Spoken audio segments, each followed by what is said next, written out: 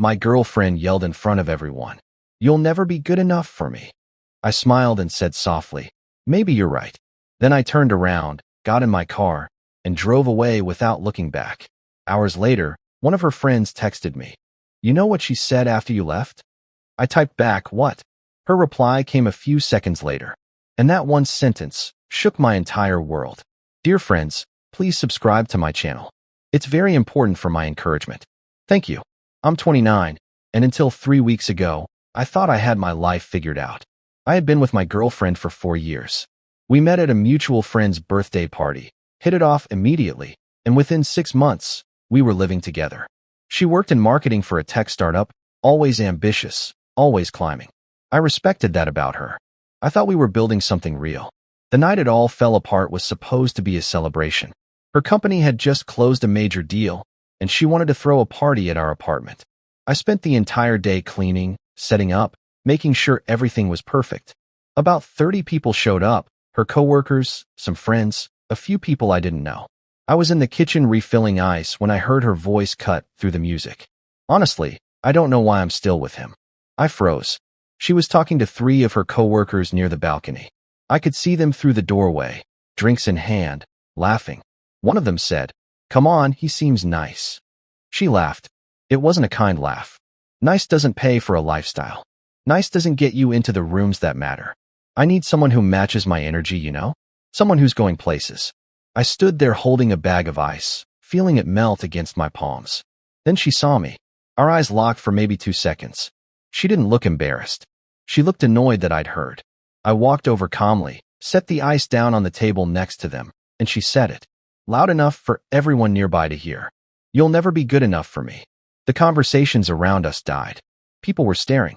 I could feel every eye in the room on us. My chest felt tight, but I wasn't going to give her the satisfaction of seeing me break. I smiled. Not a happy smile, just something to keep my face from showing what I really felt. "Maybe you're right," I said softly. Then I grabbed my keys from the counter, walked out the door, got in my car, and drove. I didn't know where I was going.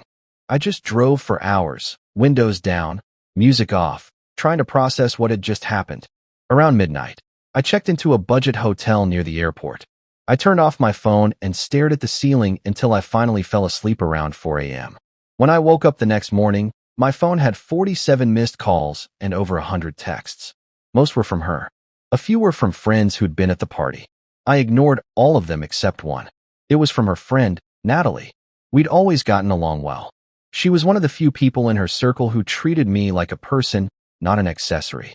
Her text said, "Hey, I know you probably don't want to talk to anyone right now, but I think you should know something. Can I call you?" I texted back, "Not ready to talk. Just text me whatever it is."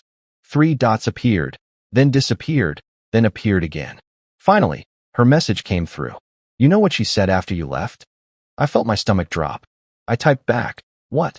Her reply came a few seconds later. She said, "Good. Now I don't have to break up with him before the trip to Monaco. Brandon's going to be so much easier to deal with."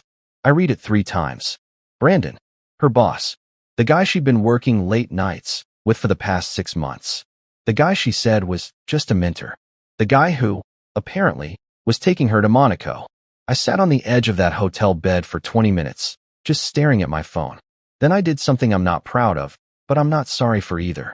I logged into our shared cloud account, the one we used for photos and documents. She never changed the password. I found a folder titled Work Trips. Inside were dozens of photos. Her and Brandon in Miami. Her and Brandon in New York. Her and Brandon in what looked like a very expensive hotel room. Champagne glasses on the nightstand, his arm around her waist. The timestamps went back 9 months. Update 1: I didn't go back to the apartment for 3 days. I stayed in that hotel, ordered takeout, and started planning. I wasn't interested in revenge in the dramatic sense. I just wanted to make sure I came out of this without getting destroyed financially or emotionally. First, I called a lawyer. Our apartment was in both our names, but I'd been paying 70% of the rent for the past 2 years because she was investing in her career. The furniture, the TV, the expensive espresso machine she insisted we needed, I'd paid for most of it. The lawyer told me to document everything. So I did. I went through bank statements, credit card records, receipts. I made spreadsheets. I took screenshots of texts where she'd asked me to cover her half of rent. Just this once, that turned into a pattern. On day 4, I finally went back to the apartment. She was there, sitting on the couch with red eyes like she'd been crying. The place was still a mess from the party. "Where have you been?" she asked, standing up. "I've been worried sick." I set my bag down. "Have you?" "Of course I have. You just left without saying anything. You told 30 people I wasn't good enough for you," I said. My voice was calm. Too calm. "What exactly did you want me to say?" She bit her lip. "I was drunk. I didn't mean it like that." "Which part didn't you mean? The part where you said I don't match your energy, or the part where you said nice doesn't pay for a lifestyle?" Her face changed. The fake concern dropped. "You were eavesdropping? You were talking about me 10 feet away." She crossed her arms. "Look, I'm sorry if your feelings were hurt, but you've been coasting for years. I'm out there building a career, making connections, and you're just comfortable. I need more than comfortable." I nodded slowly. "Does Brandon give you more than comfortable?" Her eyes went wide. Just for a second, but I caught it. "Who told you?" She stopped herself. "It's not what you think. Natalie showed me the photos. I lied. I wanted to see if she'd confess or double down." She doubled down. "We're co-workers. Those were work trips. You're being paranoid." I pulled out my phone, opened the cloud folder, and held up a photo of her and Brandon in bathrobes, clearly in the same hotel room, clearly not working. Her face went white. "Get out," I said. "This is my apartment too. Actually, according to the lease and the payment history, I've covered 70% of the rent for 2 years. So here's what's going to happen. You're going to pack a bag and leave. Tonight. Then you're going to find somewhere else to stay while we figure out how to break the lease. And if you fight me on any of this, I'm going to send these photos to HR at your company." I looked up the policy. They have a strict no fraternization clause between supervisors and subordinates. She stared at me like I'd just spoken a foreign language. "You wouldn't. Try me." Update 2: She left that night. Went to stay with Brandon, from what I heard later. I changed the locks the next morning, technically against the lease, but I didn't care. I was past the point of playing fair. 2 days later, I got a call from Natalie again. "You need to hear this," she said without preamble.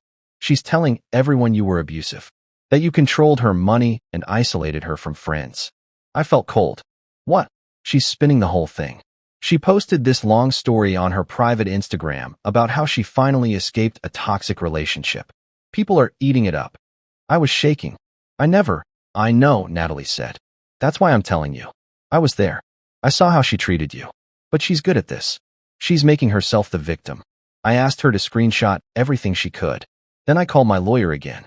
He told me to stay quiet, don't engage, and keep documenting. He also told me that defamation cases are hard to win, but if she kept going, we might have a shot. I didn't have to wait long. 3 days later, she posted publicly on social media a long, emotional post about finding the courage to leave and rebuilding after narcissistic abuse. She didn't name me, but she didn't have to. Everyone who knew us could connect the dots. My phone started blowing up. Friends asking if I was okay. A few people who barely knew me sending messages like, "I always knew something was off about you." I wanted to scream. I wanted to post the photos, the bank statements, the evidence. But my lawyer said to wait. Then Brandon made a mistake. He commented on her post. Something supportive, something about being there for her through the healing process. Someone must have recognized his name, because within 24 hours, someone had reported them to HR. Apparently, multiple people at their company had suspected the affair, but never had proof. Her public post, combined with his comment, was enough to trigger an investigation. Update 3: The investigation took 2 weeks. During that time, I moved out of the apartment entirely. Broke the lease, paid the penalty, found a smaller place across town. I didn't care about the money anymore. I just wanted distance. Natalie kept me updated. Apparently, the HR investigation uncovered not just the affair, but the fact that Brandon had been approving inflated expense reports for her trips. They'd been stealing from the company, small amounts, but enough to matter. They both got fired. She tried to call me the day it happened. I didn't answer. She left a voicemail. "This is your fault. You ruined my life because you couldn't handle me being successful. I hope you're happy." I deleted it without responding. A week later, I got a text from a number I didn't recognize. "This is Brandon. We need to talk." I blocked him immediately. Then, about a month after everything exploded, I ran into one of her old co-workers at a coffee shop. She looked uncomfortable when she saw me, but she walked over anyway. Hey, she said. I just wanted to say I'm sorry. For believing her. For not asking your side. I shrugged. It's fine. It's not, she said. She's doing the same thing to Brandon now. Telling people he manipulated her into the affair, that she was scared to say no because he was her boss. She's throwing him under the bus to save herself. I wasn't surprised. Just tired. Good luck to him, I said. Final update, it's been 3 months now. I heard through mutual friends that she moved back in with her parents in another state. Brandon's apparently dealing with his own fallout. His wife left him, and he's struggling to find work in the industry. I don't feel sorry for either of them. As for me, I'm doing okay. Better than okay, honestly. I got a small promotion at work, moved into a place I actually like, started going to the gym again. I even went on a date last week. Nothing serious. But it felt good to remember what it's like to talk to someone who doesn't make me feel small. Natalie and I still talk sometimes. She apologized about a dozen times for not saying something sooner. I told her it wasn't her responsibility, but I appreciate that she did eventually. I still think about that night sometimes. Standing in my own apartment, hearing the person I love tell strangers I wasn't good enough. The weird thing is, she was right in a way. I wasn't good enough for her. But that's because her version of good enough meant being willing to ignore who I was, what I valued, and how I wanted to live my life. I'm good enough for me now. That's what matters.